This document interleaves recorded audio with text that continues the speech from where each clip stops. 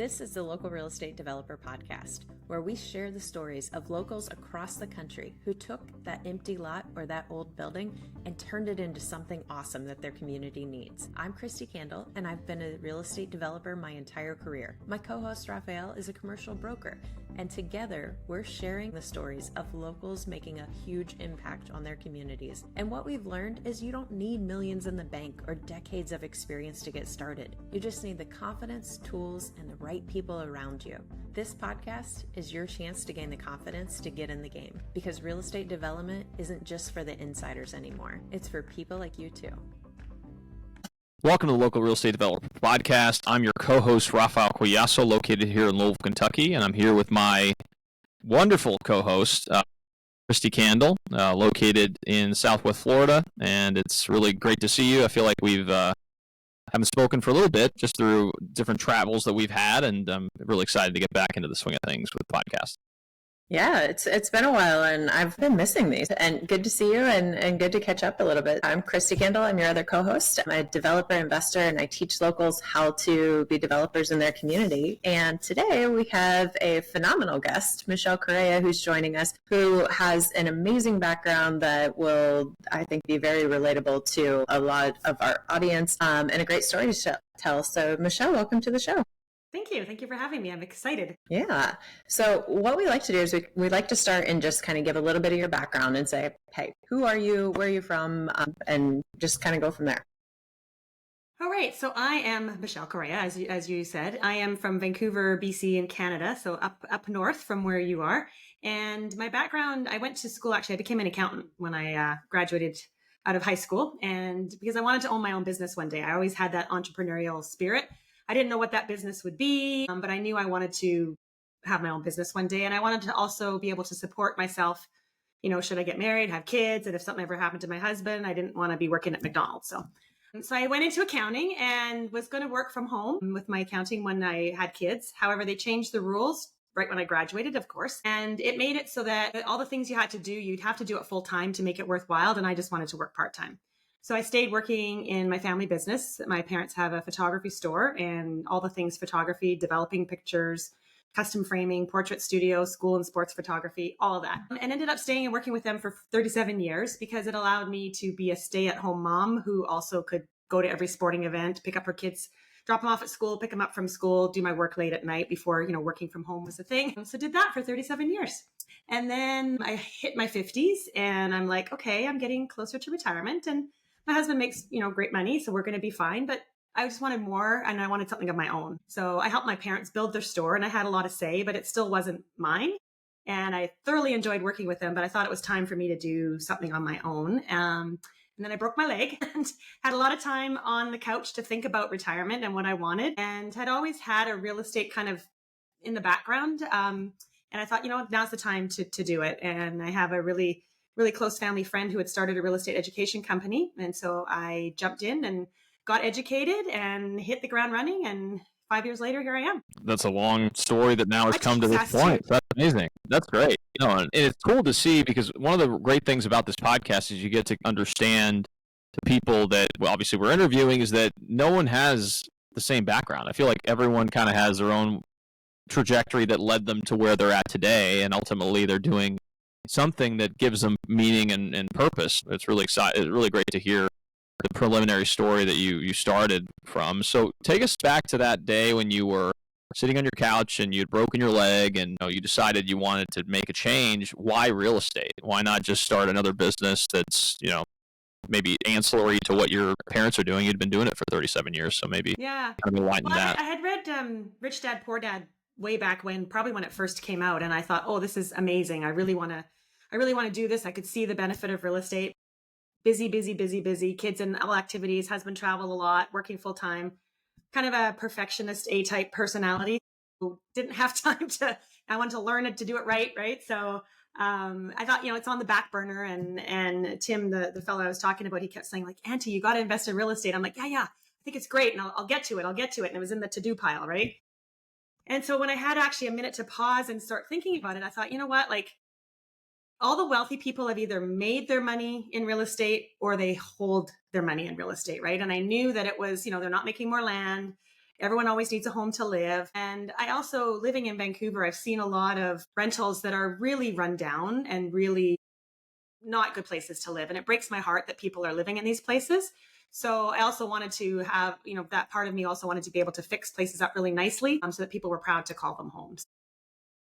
That's amazing. That's great reason for wanting to do that. So back to that point. So how'd you identify that first project? I mean, we kind of alluded to it a little bit before the podcast when we were chatting a little bit before, but I'm kind of curious if you could share a little bit about that first project you took on. So my first project was a duplex, and it was not in the province that I live in. It was in Alberta, the province next door.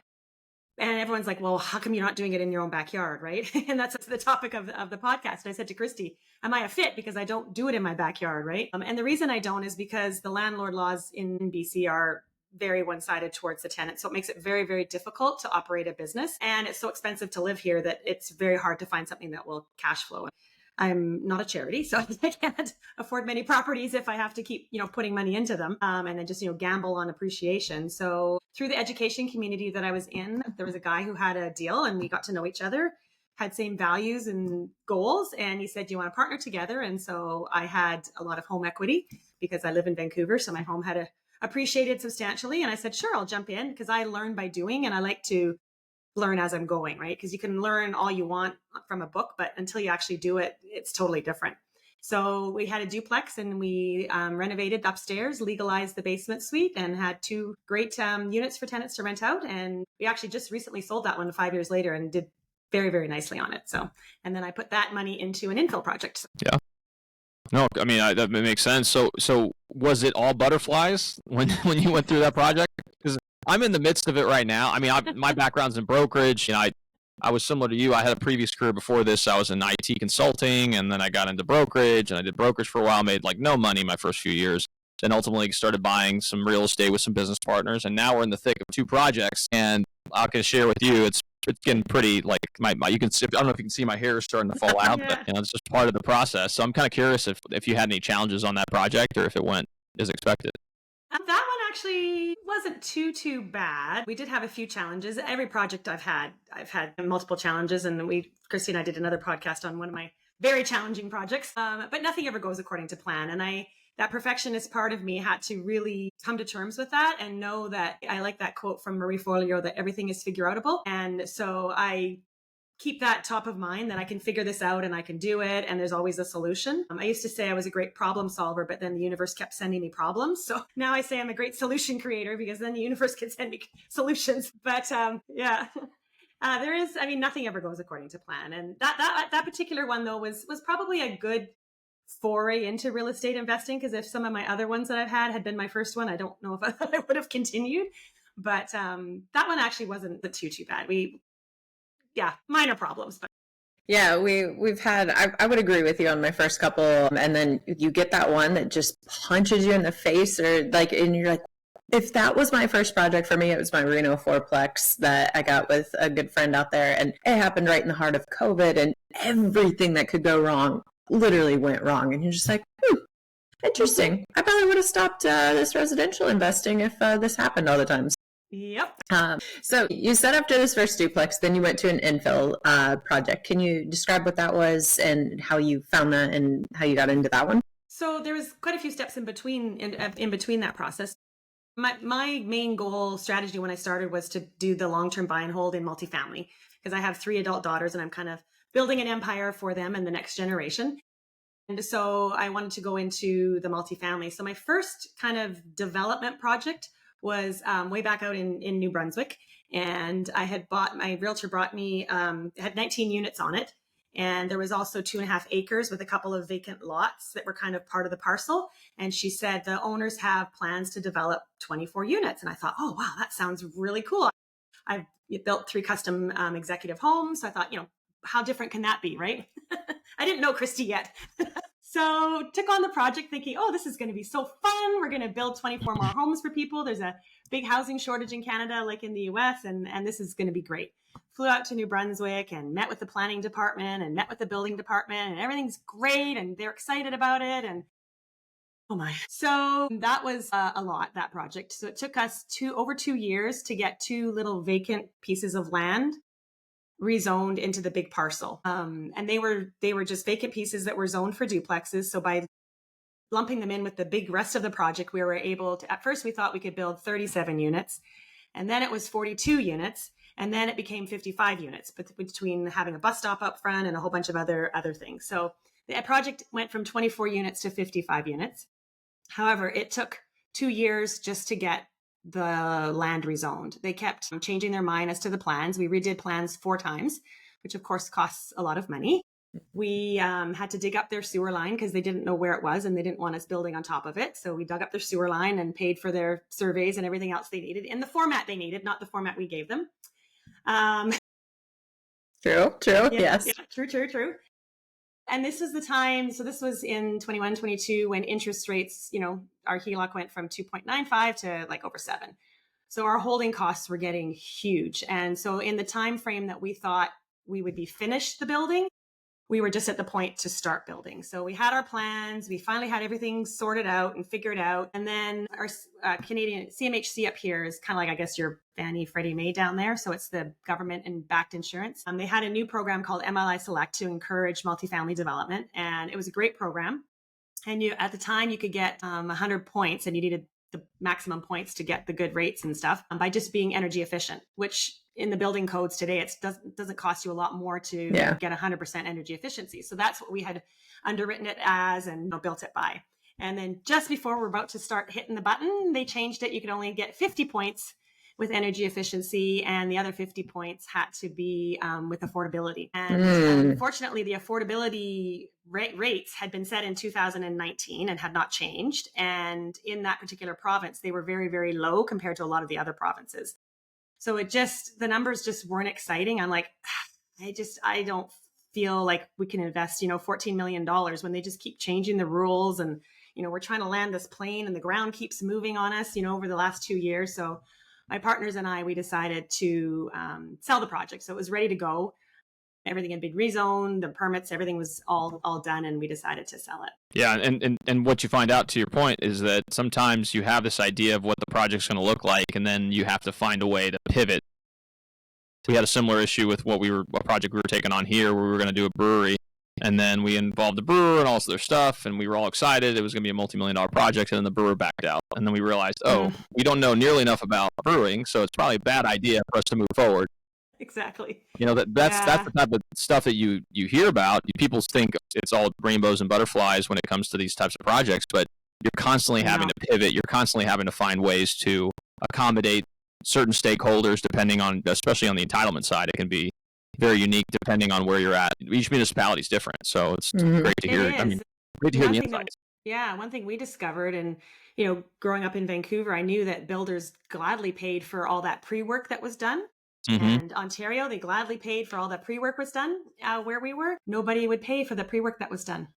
And so, we made some money, but not the money that we thought we were going to make by having had, done the 2.5 years worth of work and gotten it to the point where it was. So that's now a question I ask when I go into it, as I wouldn't even have thought to ask that question before, because why wouldn't they pay for all that work, right? But not every municipality, not the developers in that town or builders in that town won't necessarily pay for all that work up front. So and municipalities leverage what you want to do, and that's where the entitlement process can get dicey sometimes, because let's say that to your point, you wanted to build a certain amount of units.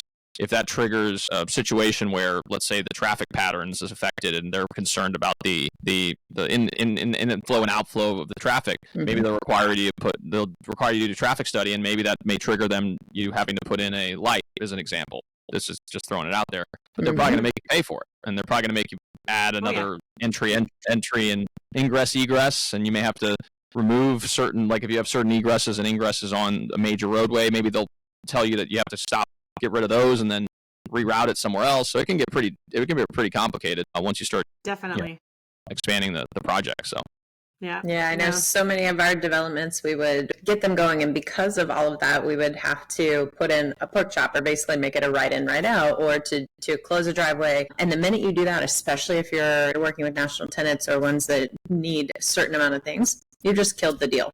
Or there were some where we're building hydrogen fueling stations. We're going into existing gas stations, doing a partnership. The minute the city tried to close driveways, which in California they try to close them all the time, especially in San Diego, the minute they closed, we're like, guys, you just killed the deal, because there's no way this gas station owner, which is built on quick in and out, easy access, is going to let us shut one driveway. And we would literally show them reports of, if you close this driveway, this is what's going to happen to the revenue and the tax dollars. And it was never an easy win, but eventually over time, you would most likely work them into understanding the business side of things. Well, that's the problem. A lot of the people, in these departments and on council and stuff, they haven't often run a business, or they're not developers, they're not builders. They don't know the costs that go into all these things, and how their decisions to, make something pretty affect everything else down the road, right? So it's definitely a challenge, and you have to get to know the right people. I was just talking to someone earlier, and I'm like, a huge chunk of my career has been spent educating, and in the sense of, I'm educating the city staff, the property owners, the different team members, because most people they'll function in their silos, and that's what they're the expert at. And then as the developer, we're the one putting the vision together, building the team, and the ones who's going, oh wait, that this decision right here impacts this and this downstream. And you're not going to know all of that from the start, but if you have the right strategic partners around you, you have the right team members and mentors, then you can hopefully start to mitigate some of these things along the way. But just even knowing and sharing these details, like, just help someone go, oh, I'm going to think to ask that in the future. Well, exactly. And yeah, like I said, I wished I'd known you back then. The project probably would have gone a lot differently. But it is so true how you have to have the right people on your team and surrounding you.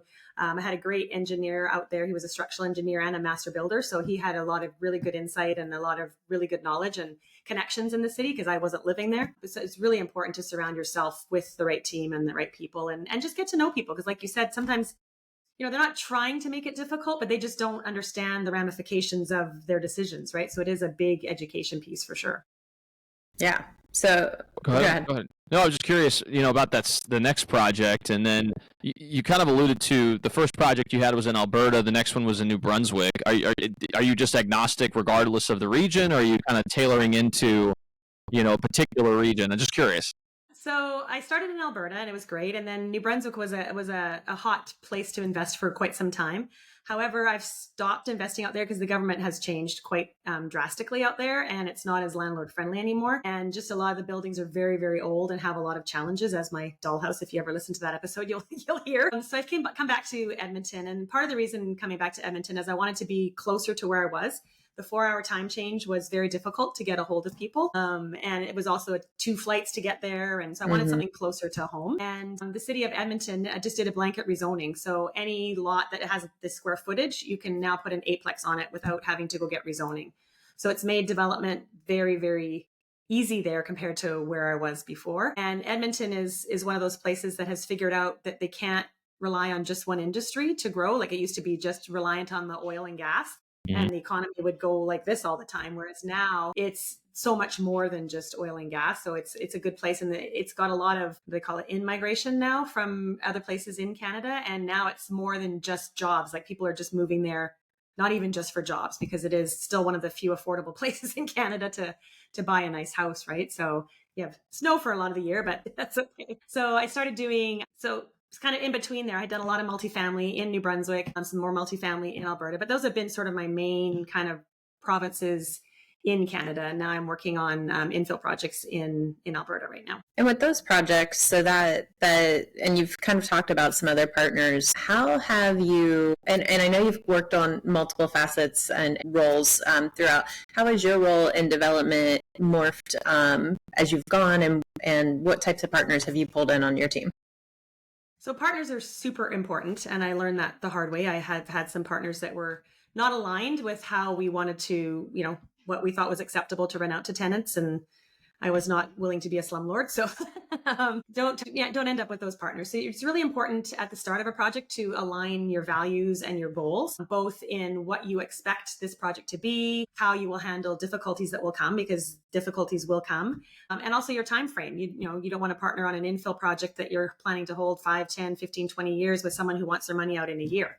So all those things are really important to do upfront. And I started out my career sort of as the money partner and learning as I was doing, and then became the managing partner because everyone runs out of money at some point. And now I kind of do both because things have refinanced. I've sold things coming in and out. So I'm both the managing partner and the money partner on various deals.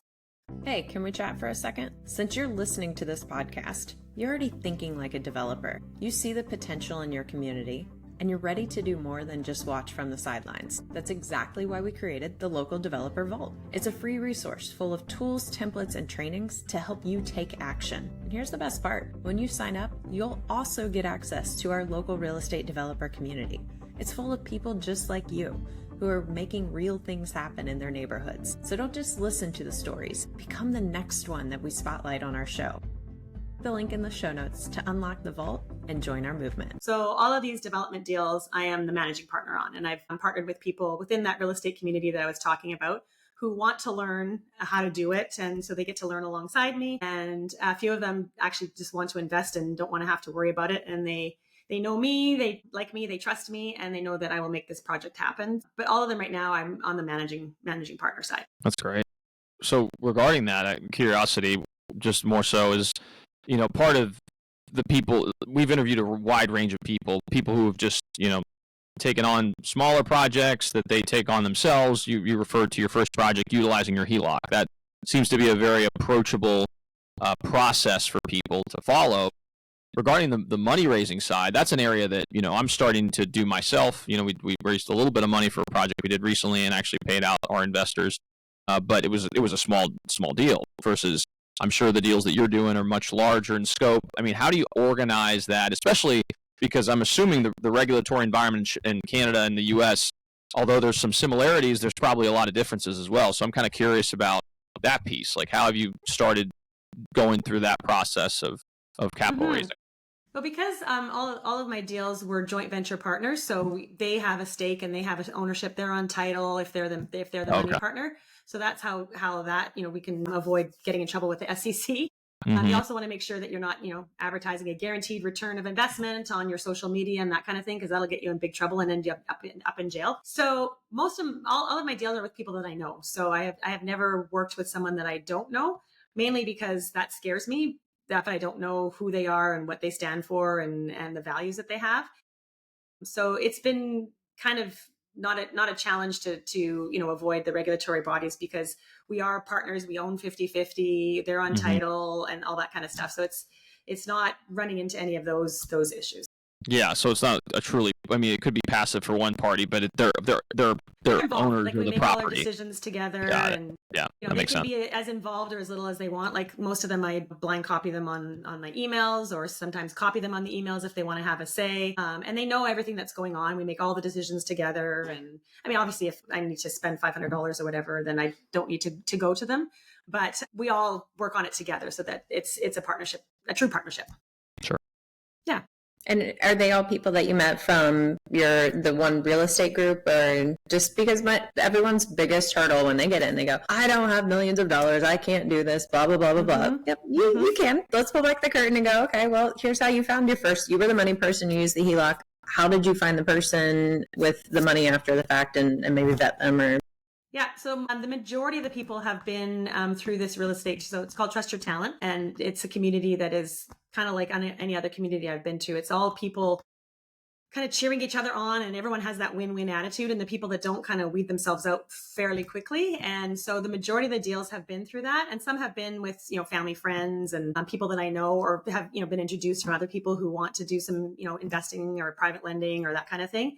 But the majority of my partners have been people in the community who are trying to do the same thing. They're trying to build that long-term wealth and retire from their jobs, and they are educated. Sometimes they're just starting in their education, but they understand real estate, and because it's not the normal way we're taught in school. Like, I mean, I have an accounting degree and I wasn't taught any of that, and that's a financial degree. And I'm like, what? Like, I wish I'd known this so much earlier. But it's not the way you're taught in school. We're taught in school to go get a job and work until you retire and be an employee, right? So it's a very, very different way of thinking. So it helps to surround yourself with people with that mindset, because if you're trying to bash your head against the wall trying to get people to understand it, it's going to waste your time, and it's frustrating for you, it's frustrating for them, and you want to be in with people that are all in with you and where you're going. Okay. I couldn't agree more. I mean, that's great that you're able to find a group of people like that have that similar mentality, because you can't teach motivation. You can't teach drive. I feel like that's just an innate quality, whether that's from, I don't know if it's nature or nurture, but, it just is what it is. And I'm kind of curious about, what keeps you motivated. I think everyone, especially when you're in it long enough, you're going to face challenges that kind of put you in a thought, in a mode or a mindset of why do I keep doing this, especially when you're in the trough, right? I'm kind of curious as to what keeps you going. Besides being a glutton for punishment. Exactly. Yes. Well, as we talked about before, some people call me very persistent and determined, and like I said, some people may call it stubborn. If you tell me I can't do something, I'm going to say, oh yes, I can. So that's part of it. Is I've always been a very determined, persistent personality, and that I will figure it out. And there's always a way to get something done. But I think my motivation is you have to have a really strong why, right? And, you hear that and it's like, everyone's kind of like, oh, it's woo woo, you need a why.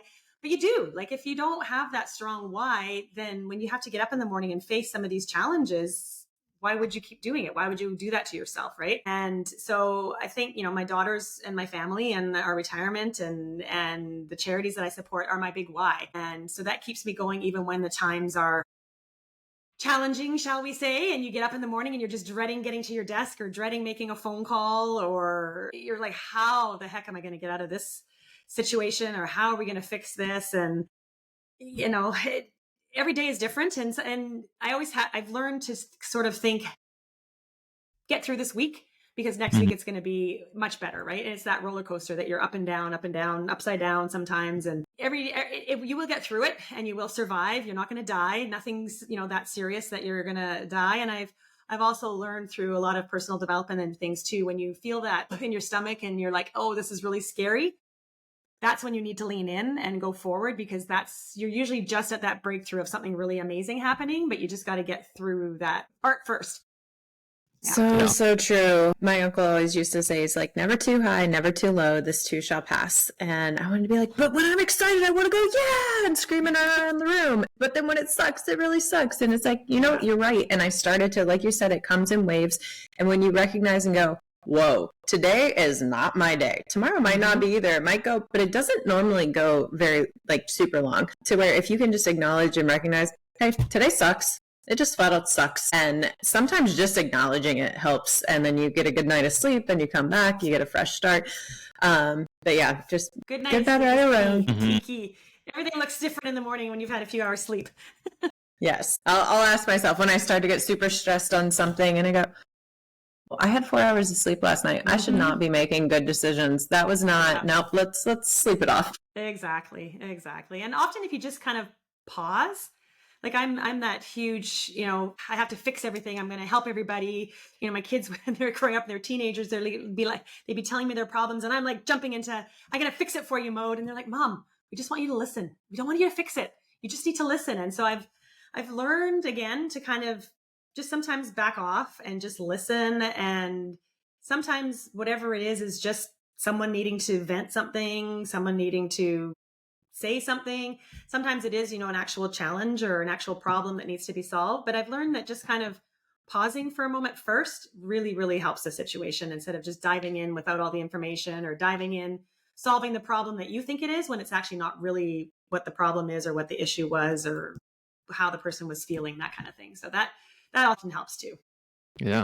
Yeah. And being in your head about certain things, especially when you have to have difficult conversations with people, I've noticed a lot of times you make up scenarios in your head that are worse than what's actually taking place. 100%. So you think, oh my God, this is going to be catastrophic. And then you're like, all right, time to rip the Band-Aid off. You give them a call, you have a conversation, and it's like, oh, okay. Like, I guess it's not as bad. Maybe they have a poor response, but not to the degree that you were expecting. And you're like, oh, okay, like we can handle this. Exactly. Like, it's not a problem. Exactly. And then you didn't die, right? So you didn't die. No one's you're dead. Still alive.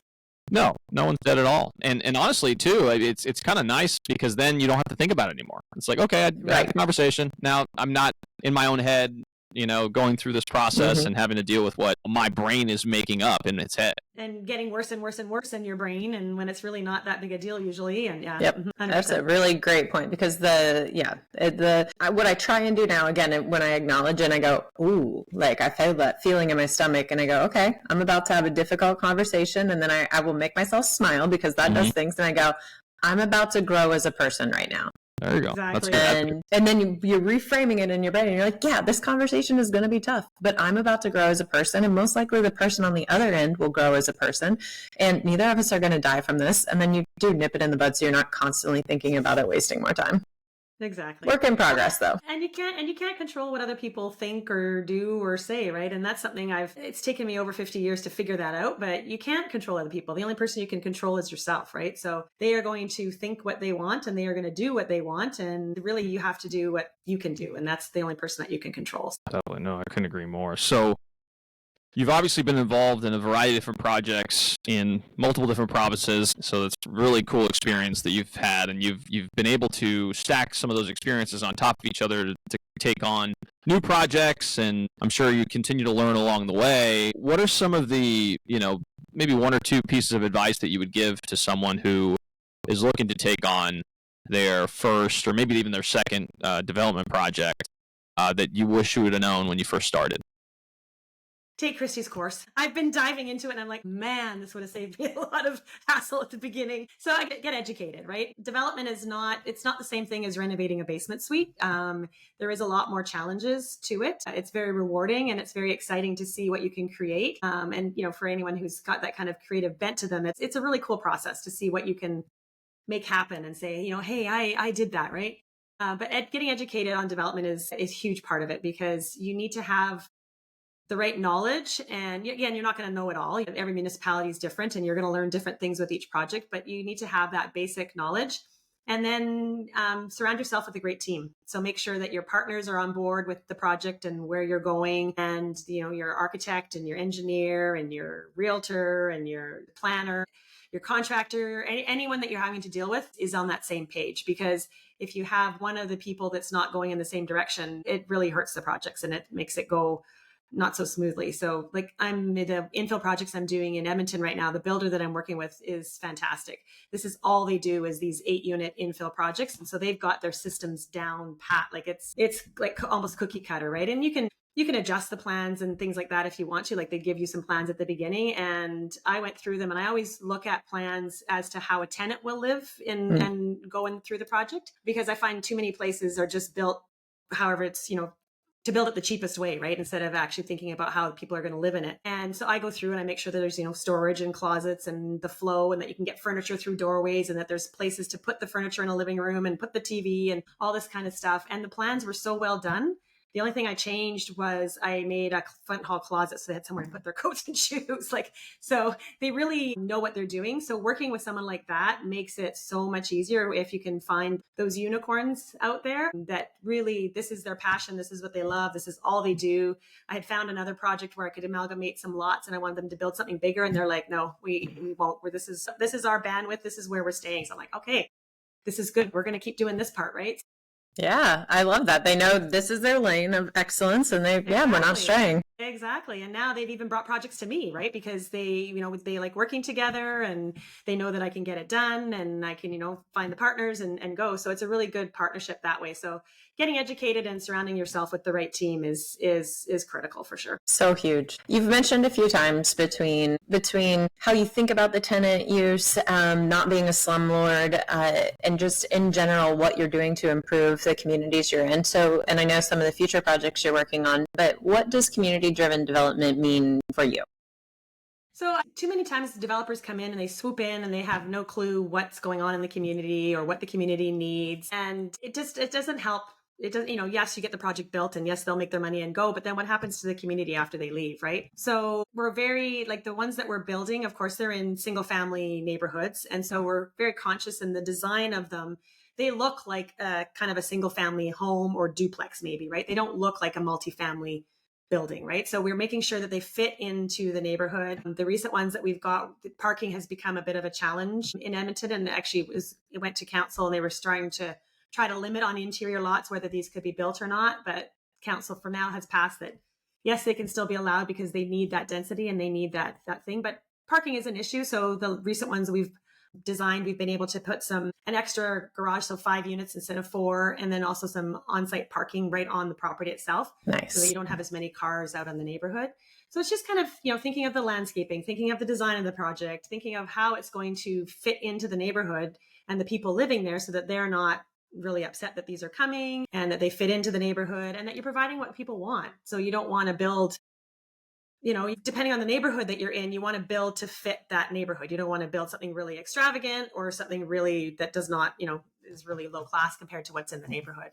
So it's always thinking about the community, the people that are going to be living there, the people that are living around it, and how it's going to affect them too. And yeah, it's kind of sort of the community development part. Yeah. Which is definitely understated a lot of times with a lot of people. I'm not saying everyone, because a lot of people, I think, especially the people that listen to this podcast, their idea of wanting to get into development is to just improve one block at a time because they live in the area and they want to see it succeed and grow and be a great place where they can raise their family and do all these different good things in the community. But, you see a lot of these out of state investors or out of country in some cases investors that come in and they have this spreadsheet that they look at and they say, okay, well, we got to do this and that. Numbers. And it's all numbers, and they don't really consider their neighbors. I mean, there's a development that they proposed over here that's just like this gaudy retail development in this very historic neighborhood, and it's like, that doesn't fit. It's never going to go through, first off. Like, the neighbors are going to go crazy. But just the mere fact that was even proposed just goes to show. It just shows they weren't paying attention. They had no inclination as to what would actually work in that community, which is unfortunate. But they're probably going to have to face the consequences, and they're probably going to be out a couple $100,000 with all the engineering work, renderings, all the things that they proposed, and it just is what it is, So. Yeah, no, you have to pay attention to where you're building, right? Each community is different and each community has its own personality, and you want to make sure that you're fitting in with that personality. What you're going to build in, one province or one state is not the same as what you're going to build in another, right? And actually the neighborhood I grew up in BC here, the city is potentially rezoning to allow 4 units on them. And I'm very excited about that because there's a lot of, I love that neighborhood. I have so many happy memories growing up in that neighborhood, right? And it's that personal connection. And I'd love to do something closer to home. And they've got a lot of really big lots with the old 1970s basement entry homes with the bedrooms upstairs and the basement downstairs with a lane in the back. And they're still all the same. And I look at this neighborhood and I'm like, oh, I could do so much in this neighborhood. So I'm hoping that goes through. I'm keeping an eye on it to see kind of for the future, because I think it'd be really cool to build some duplexes or fourplexes there with a garage, a lane house in the back and stuff, and really help revitalize that neighborhood. Yeah, that'd be amazing. I mean, including that project or that idea, what other future projects are you working on or planning to work on? Yeah, so right now I am renovating an old sort of historic home in New Brunswick that's lots of challenges and problems and keeps me busy. And then building the Infill units. I've got 6 of those on the go in Alberta, and partnering with Kristi to work on a big Elevate project in Southwest Florida that's super, super exciting. And hopefully we can bring it up to BC at one point. And then also expanding down into the US market because to kind of diversify and not just have all my eggs in the Canadian market. So expanding down into the US market, starting with short-term rentals because I love hospitality and I love entertaining and that kind of stuff.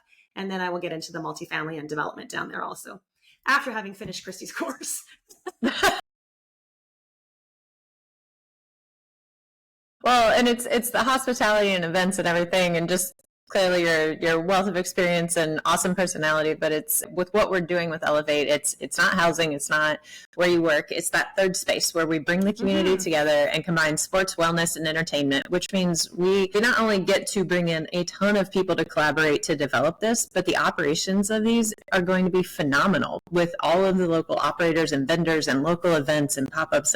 It's very, very, very exciting. Community, which is so exciting, right? And I think that's part of one of the greatest things that I've gotten out of real estate investing is the community of people I've surrounded myself with, right? Like you are your network, and your network is your net worth, and all those things that you hear. And it's so true. When you are surrounded by people that inspire you and push you to grow and are in that, going that same direction and that same path, and you can have that community, it's just so, so important. And I think that's missing a lot, especially since COVID. in our world and in our digital age, that community feeling and that community togetherness. And, my girls are always like, you talk to everybody, Mom. And I'm like, well, everybody has a story to tell, right? And everybody wants to be heard. And so to be able to come in and have a small part in developing that community, even though it's kitty corner, farthest part, probably as far as you can get from where I am in North America, I'm so excited about it because it's getting that community. And I know that it's replicatable to do it in so many other communities and get people back to just talking to each other and being together and hanging out and not just texting and being online where it's just not it's not the reality. So it'd be nice to have that community feel again. And we talk all the time, but it's like we'll talk to different, whether it's a city or a investor or a different partner, and they start off and they're like, yeah, okay, that's good. And the more you tell them about the idea, the more it brings out the kid in them, the kid that wants to have fun and just enjoy life. And they get a little hopeful, right? And play, and they get hopeful when they realize, oh wait, you guys actually know what you're doing too. Like this could happen. And then it's like, I want to play a role in this. Like, even if it's a small part, I want to play a role. And everyone's starting to realize that. And if you think about it like that, you can do a massive project, and it's not one person doing a tiny lift. You're literally having a bunch of people come together doing a tiny lift that makes a massive project happen. And that's the most exciting part, because that to me means that we're building something that is going to last for a very long time, because you've got so many stakeholders who are in it and who are committed to the long-term success of this, because we're bringing exactly what everyone wants. It's by far the biggest, most complex project, and 1000% worth it. And like we've also talked about, the project that we're starting with is not going to be the final one that ends up being built and that's there. But it's going to be exactly what was needed, and the doors and windows and opportunities that are going to open as a result. Yeah, like, it's going to be iconic. Very excited, so. Yeah, I'm excited to visit as well, and in any way we can support you guys from our market, that'd be great too. So. Looking forward to it. The goal is build the flagship, Southwest Florida and St. Pete. So now you've shown, hey, here's the model that works. Here's how you can scale it. 2 completely different demographics, but still 2 communities coming together, and then going, cool, now we have the framework. So whether it's a franchise model, and in some communities where we have heavy, deep roots, then it's like, great, we're bringing one to Canada and we're going to be part of the ownership model. Whereas in other areas, it's, hey, we're going to teach you how to do this and structure this in your community, and let's push play and go. And always letting the locals be the ones operating and being the lead in the community, because that is the heart and soul of what we're doing. And I love that, that you've been really polling the community and finding out what they want. Because again, you don't want to build something that they don't want or will use, because that's kind of a waste of everybody's time, right? So I really love how you've been polling the community and figuring out what they want, and what would they use? Will they use pickleball? Will they use volleyball? Will they do this? Do they want this? Do they want a dog park? Because there's no point in building what people don't want, right? Exactly. If you build it, they will come, but you have to build what they want. So right. it's really it's really great how you're really focusing in on the actual community, and like you said, the demographics of that community, because what works in one community is not necessarily what's going to work in the other community, right? So and just wait till playing. Yes, playing. Like one of my friends in California told me, she's like, I don't mean this in a bad way, but you seem like a little kid with how happy and excited you are. I'm like, yeah. Like why did we have to become adults and get boring and stop playing? I got so serious, and for so many years I was just like so serious and focused and on my head down. And I think after I hit my 50s, I'm just like, you know what? Life's short, and I'm going to play, and I'm going to have fun. And yes, I'm serious, and I, get done what I need to get done, and all the things. But I've also allowed myself to have fun and to try new things. I just took up golf a few months ago. So, and it's lots of fun. And now my next thing I'm going to take up is pickleball, because I thought, pickleball course, I got to take up pickleball, right? So, but just having fun again and playing like when you were a kid. We used to be outside all the time, riding our bikes and running around and doing all kinds of things instead of sitting at a desk all day, right? So you gotta have some. I have my corporate face on. I'm boring, and now. Yeah. Exactly. Life's too short. That's awesome. Well, I'm really excited to follow along with that journey for Elevate, and obviously we're looking forward to keeping in touch with you, Michele, because it seems like you're doing some great work, and when you do come stateside, don't hesitate to reach out. Obviously we'd love to be a resource to you guys in any way possible. I always wanted to visit Kentucky, so I'll have to. Yeah, Louisville. it's a great little market. I mean, I'm not originally from Louisville, so I was kind of a transplant. I remember when they first told me I was moving to Kentucky, I didn't have the same thought. I was just like, I didn't know anything about it. I was like, oh, I don't know about this, but then it worked out. It's a really cool city, so it's definitely. I've heard really good things about it. Yeah, no, it's been a great place to live for the last 8 years. So really, really happy to be here.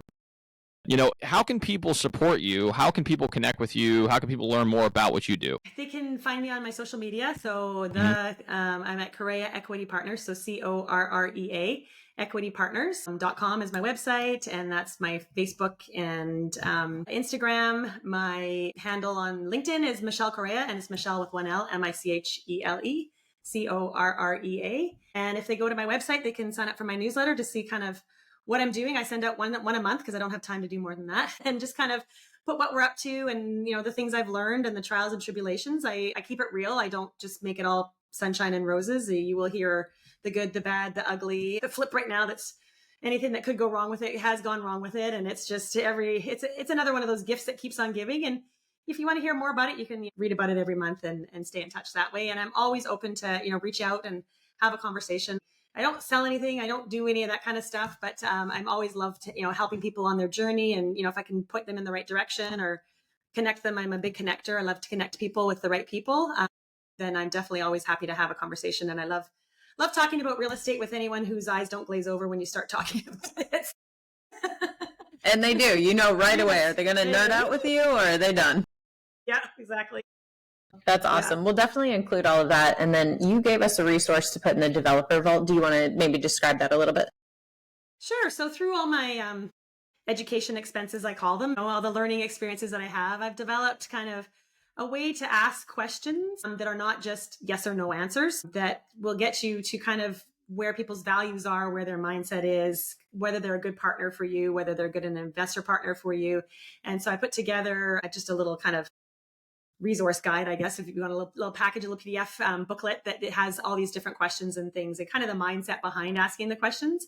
And so I'd love to share that with anyone who wants to do that. And I'm sure, I guess you'll link that or whatever, but that's a free resource to kind of start you thinking. It's by no means all the questions you need to ask, and you're not going to ask all of them at every setting, but it just gives you kind of a framework to kind of take a look at and say, okay, yeah, this is kind of a question I can ask. And, so that you're not just getting yes and no answers. And I learned early on, especially at an accountant, and I was like, okay, this is what I want. And I want this, this, and this. So of course he's like, yeah, sure, we can do that.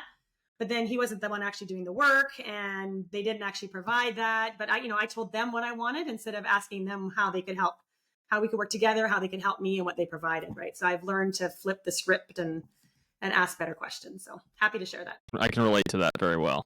I can relate to that. That's awesome. Well, I'm looking forward to seeing that in the developer vaults. If you guys are listening to this in a podcast format, go ahead and access that. We'll make sure to include all that in the show notes, and also all her social links as well. So if you guys would like to connect and reach out to her directly, please do so. It'll be a great opportunity for you guys to learn from someone who's doing it in real time. So really real time in real life, and I keep it real. And happy to share. That's great. That's your tagline. Keeping it real. Yeah. Keeping it real. That's about it.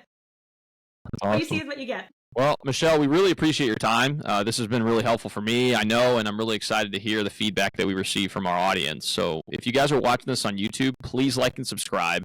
It really does make a big impact on the channel. If you guys are listening to this in a podcast format, whether that's Apple Podcasts or Spotify, please leave a 5-star review. It makes a huge impact in our ability to reach a broader audience, and we obviously greatly appreciate the support. So thanks again so much for tuning in, and we'll see you all next time.